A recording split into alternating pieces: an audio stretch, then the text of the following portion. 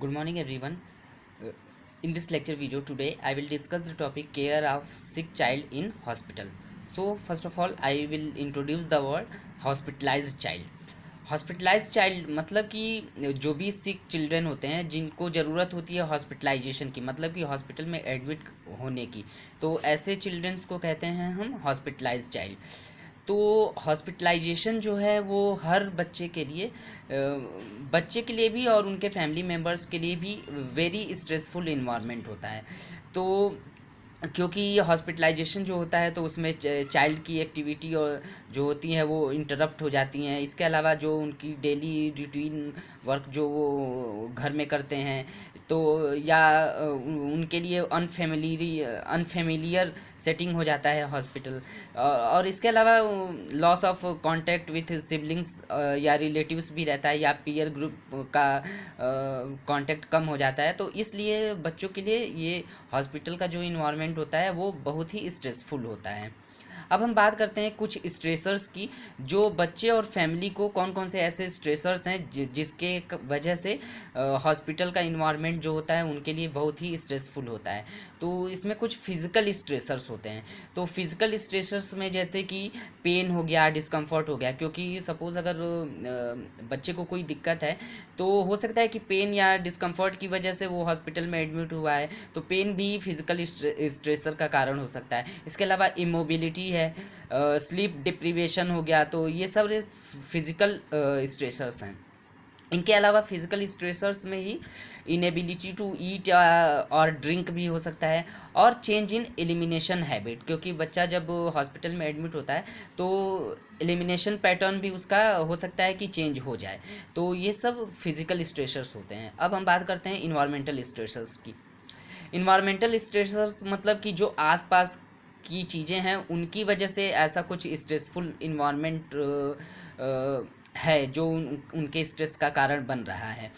तो environmental stressors में जो है अनफेमिलियर सराउंडिंग्स हो सकती हैं, क्योंकि जब बच्चा जहाँ वार्ड में एडमिट है तो उसके आसपास का एरिया जो है वो अनफेमिलियर ही है, क्योंकि आसपास के लोग को वो पहले से नहीं जानता है।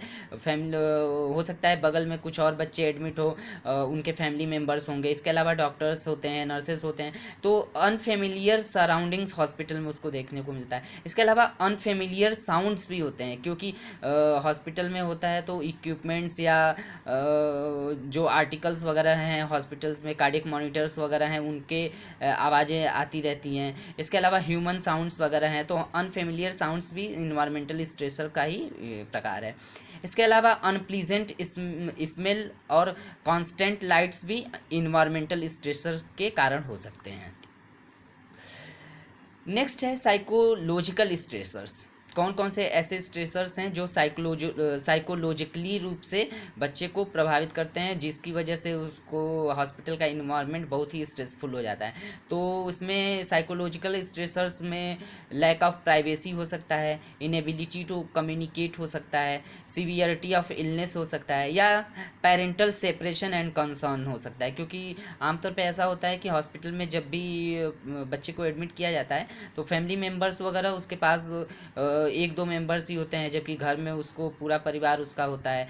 उसकी उसकी प्राइवेसी वगैरह, क्योंकि उसमें कुछ प्रोसीजर्स वगैरह हॉस्पिटल में होता रहता है, अपनी बातों को किसी से वो कम्युनिकेट नहीं कर सकता है, या इनेबिलिटी लगती है उसको।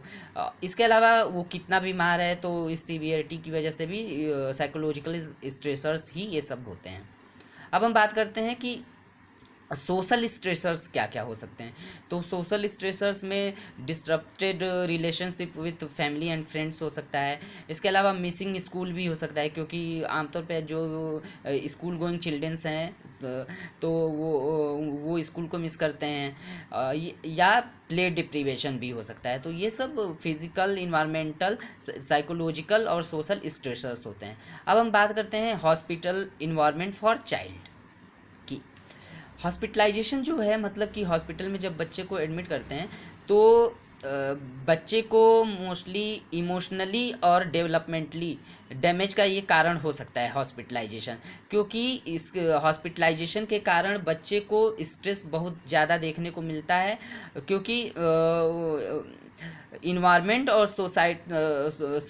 सोसाइटल डिमांड में वो इम्बैलेंस महसूस करता है। इस वजह से स्ट्रेस बहुत ही ज़्यादा देखने को मिलता है और हो सकता है कि बच्चे को कॉपिंग करने में भी टाइम लग सकता है। तो सोशल इन्वायरमेंट क्या क्या है, जैसे कि बहुत सारे इन्वायरमेंट हो सकते हैं। तो सोशल इन्वायरमेंट में क्या क्या हो सकते हैं ये हम पहले बात करते हैं। तो जैसे कि सोशल इन्वायरमेंट में मतलब कि कौन कौन से लोग उसके आसपास हैं। तो मतलब कि जब भी कोई बच्चा हॉस्पिटल में एडमिट होता है तो उसके आसपास में हेल्थ टीम के मेंबर्स हो सकते हैं, जैसे कि डॉक्टर्स हो गया, नर्सेस हो गए, पैरामेडिकल स्टाफ हो गए। इसके अलावा भी अदर पेशेंट्स हो गए, मतलब कि अदर चाइल्ड भी एडमिट हो सकते हैं वार्ड में। उन बच्चों के रिलेटिव्स भी हो सकते हैं, तो उनके फैमिली मेंबर्स भी हो सकते हैं। तो ये सब सोशल इन्वायरमेंट के अंतर्गत आते हैं। नेक्स्ट है फिजिकल इन्वायरमेंट। फिजिकल इन्वायरमेंट में मतलब कि जब बच्चा वार्ड में एडमिट है तो उसके आसपास की सेटिंग्स क्या हैं, प्लेस क्या क्या हैं, थिंग्स क्या क्या हैं। तो हॉस्पिटल की फिजिकल इन्वायरमेंट में वार्ड कैसा है, रूम कैसा है, मशीनें हैं वहाँ पे, इक्विपमेंट्स वगैरह हैं। तो ये सब उनके लिए मतलब कि जो बच्चा एडमिट हुआ है उसके लिए अनफेमिलियर ऑब्जेक्ट्स हैं, साउंड्स हैं, स्मेल हैं। तो ये सब फिजिकल इन्वायरमेंट के अंतर्गत आता है। नेक्स्ट है कि चेंज इन रूटीन। आमतौर पे जब बच्चे हॉस्पिटल में एडमिट होते हैं तो उनका रूटीन वगैरह भी है वो चेंज हो सकता है, क्योंकि हॉस्पिटल में वेरियस डायग्नोस्टिक और थेराप्यूटिक प्रोसीजर्स करने होते हैं जो बच्चे के लिए और उसके साथ साथ उसके फैमिली मेम्बर्स के लिए भी स्ट्रेस का कारण हो सकता है। तो और इसके अलावा हॉस्पिटलाइजेशन जब बच्चे को का किया जाता है तो उसमें न्यूट्रिशनल और स्लीप पैटर्न पर भी ध्यान देना होता है। तो इसलिए रूटीन वगैरह चेंज हो सकता है। न्यू इन्वायरमेंट बच्चे का जो होता है तो वो उसके लिए बहुत ही ज़्यादा स्ट्रेसफुल हो सकता है। कई बार ऐसा होता है कि कंडीशन के अकॉर्डिंग हो सकता है कि बच्चे को एनपीओ कर दिया जाए, मतलब कि नीलोरली कर दिया जाए, या नेजोगेस्ट्रिक फीडिंग करी जा रही है, या पेरेंटल फीड्स जैसे जैसे अदर फीड्स प्रोवाइड की जा रही है, अगर जो फिजिशियन ने प्रेस्क्राइब किया है। तो इस वजह से उसका स्लीप पैटर्न वगैरह वो डिस्टर्ब हो सकता है। तो ये सारे मतलब कि रूटीन में चेंजेस देखने को मिल सकते हैं। अब हम बात करते हैं कि हॉस्पिटल इन्वायरमेंट को बच्चे के लिए प्रिपेयर कैसे करना चाहिए। हॉस्पिटलाइजेशन है जो मोस्टली वो बच्चे के लिए ट्रॉमेटिक इवेंट है एक तरह से देखा जाए तो, लेकिन उसको कंफर्टेबल बनाने का काम नर्सेस का ही होता है। कि मतलब इसमें नर्सेस की रिस्पॉन्सिबिलिटी होती है कि हॉस्पिटल स्टे को प्लीजेंट कैसे वो बना सके। कई सारे ऐसे हैं कि मतलब कि सबसे बच्चे के साथ फैमिली मेंबर जैसा बर्ताव करें, उसको उसकी बातों को सुने, पॉजिटिव हॉस्पिटल और उनके फैमिली मेंबर्स को समझाएं कि हॉस्पिटलाइजेशन को पॉजिटिव वे में लें। इसके अलावा उसकी केयर में फैमिली मेंबर को भी इन्वॉल्व करें, उसके ट्रीटमेंट देने में, उसकी मेडिसिन देने में या उसकी केयर करने में फैमिली मेंबर्स को भी इन्वॉल्व करें। बच्चे को अकेला ना रहने दें, बच्चे को खेलने के लिए खिलौने प्रदान करें। बच्चे की लाइक्स और डिसलाइक का ख्याल रखें कि बच्चा क्या खाना चाहता है और क्या पसंद नहीं करता है। इसके अलावा बच्चे को काम एंड क्वाइट इन्वायरमेंट प्रदान करें कि बच्चा का स्लीप पैटर्न जो है वो डिस्टर्ब ना हो सके।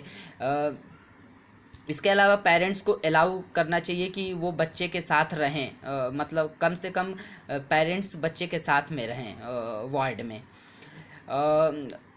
और इसके अलावा जो बच्चे हैं उनको प्ले और रिक्रिएशन के लिए भी हम कह सकते हैं। वार्ड सेटिंग्स वगैरह हैं तो उनको अट्रैक्टिव बनाना चाहिए। ऐसा भी है क्योंकि इसीलिए पीडियाट्रिक वार्ड जो होता है तो उसकी वॉल पे कार्टून कैरेक्टर्स वगैरह भी बनाए गए होते हैं। अब हम बात करते हैं कि हम फिजिकल हजार्ड से बच्चों को प्रिवेंट कैसे हम कर सकते हैं। तो जैसे बिल्डिंग है तो जो यूनिट है वो वेल वेंटिलेटेड होना चाहिए, सपोस्टिकेटेड नहीं होना चाहिए। विंडो वगैरह मतलब कि विंडो वगैरह पे नेट वगैरह लगा हुआ रहना चाहिए। वरांदा भी कवर होना चाहिए। स्टेयर्स पे भी रेलिंग वगैरह होनी चाहिए। जो फ्लोर होता है वो स्लिपरी नहीं होना चाहिए, मतलब कि इसलिए क्योंकि बच्चे जो हैं इनको चोट लग सकती है। अब बात करते हैं कि फर्नीचर कैसा होना चाहिए। जो भी फर्नीचर है वो डस्ट फ्री होनी चाहिए, पॉइजनस सब्सटेंसेस वगैरह या की पेंटिंग नहीं होनी चाहिए। कई कई बार ऐसा होता है कि पॉइजनस पेंटिंग कर दी गई होती हैं, मतलब कि पेंट लगाया गया होता है लेकिन वो एक तरह से पॉइजन होता है बच्चों के लिए, तो ऐसी पेंटिंग्स का यूज़ नहीं करना चाहिए। काट वगैरह है, मतलब कि जो बेड है, बच्चों का बेड है, तो उस पर साइड रेलिंग्स लगी हुई होनी चाहिए। अब कुछ इलेक्ट्रिकल एप्लीकेंसेस हैं तो वो पॉइंट्स वगैरह हैं तो वो बच्चों की पहुंच से दूर होना चाहिए। अगर इलेक्ट्रिकल गैजेट्स वगैरह हैं उनको भी चेक करते रहना चाहिए। कार्ड वगैरह जो जो हैं या प्लग कार्डबोर्ड वगैरह है तो वो फ्लोर वगैरह पे नहीं होना चाहिए। मेडिसिन कैबिनेट जो है तो वो लॉक्ड होना चाहिए और बच्चों की पहुंच से दूर होना चाहिए। ओरल मेडिकेशन वगैरह है वो ऐसी जगह पे रखना चाहिए कि मतलब बच्चा ईज़िली उसको पा ना सके। इसका अब इंस्ट्रूमेंट्स वगैरह हैं या सॉल्यूशंस वगैरह हैं ये भी सेफ प्लेस पे होना चाहिए, बच्चों की पहुंच से दूर होना चाहिए। बच्चे के टॉयज़ वगैरह हैं तो ऐसे टॉयज़ उनको प्रदान करना चाहिए कि जो बच्चा ईज़िली उससे खेल सके। बच्चे को खेलने के लिए साफ इंस्ट्रूमेंट्स वगैरह नहीं देने चाहिए, टॉक्सिक पेंटिंग्स वगैरह वाले खिलौने नहीं देने चाहिए। वेस्ट डिस्पोजल जो होता है तो जैसे कई बार ऐसा होता है कि एम्पटी बॉटल्स वगैरह होती हैं, साफ आइटम्स वगैरह हैं तो उनको भी बच्चों की पहुंच से दूर रखना चाहिए। अब क्लॉथिंग जो है वो बच्चे का क्लॉथ जो है वो मतलब कि ज़्यादा ढीला ढाला नहीं होना चाहिए, सही होना चाहिए कि मतलब ज़्यादा बच्चे के मतलब बच्चे के कपड़े ज़्यादा बड़े नहीं होने चाहिए क्योंकि उससे ये होता है कि उसको गिरने के चांसेस रहते हैं। तो इस तरह से हम बच्चे को हम फिज़िकल हजार्ड से हम प्रिवेंट कर सकते हैं। क्योंकि आमतौर पे ऐसा होता है कि जब हॉस्पिटल में एडमिट करते हैं बच्चों को तो बच्चों को हॉस्पिटल की ड्रेस पहना दी जाती है, तो बच्चों को ऐसे ही क्लॉथ पहनाने चाहिए जो मतलब बच्चे में ज़्यादा बड़े ना हो, बच्चे की साइज़ के ही हों, तो बच्चे को हम फिज़िकल हजार्ड से हम बचा सकते हैं। Okay, today I have discussed about hospitalization of child. I hope you have understood the topic. Okay, thank you.